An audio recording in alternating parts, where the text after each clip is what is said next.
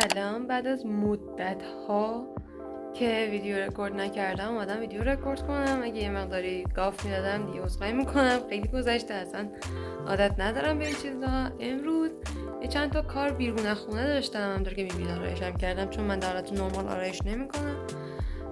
واسه همین گفتم که بلاگ بگیرم براتون. از اونجایی که بلاگ دانشگاهم خیلی دوست داشتید، نمیخوام برم دانشگاه ولی میخوام برم دانشگاه کار دارم، یعنی کلاس ندارم، کار دارم. دیشب مام چرا اینجوریه؟ دیشب اینجا سیل اومده، یعنی یه رعد و برقایی میزد. دیشب من زهره ترک شده بودم تو خواب. الان صبح نخورم، میخوام برم یه چیز بخرم بخورم، بعد بریم بانک. یه شیر کاکائو خریدم، یه دونه آب میوه پرتقال و 2 تا دونه شکلات، چون حقیقتا آب میوه به تنهایی اثر نداره، گوشتم میشه.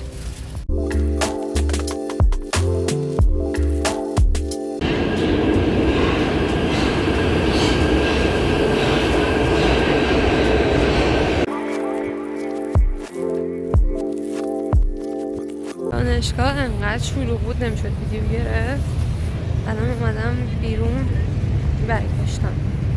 الان خونمونم خیابونه نزدیک خونمونم و از مترو الان اومدم بیرون. نور قشنگه فقط تو چشم آره خیلی طول کشید دیگه. پدرم در اومد ولی خب بالاخره شد.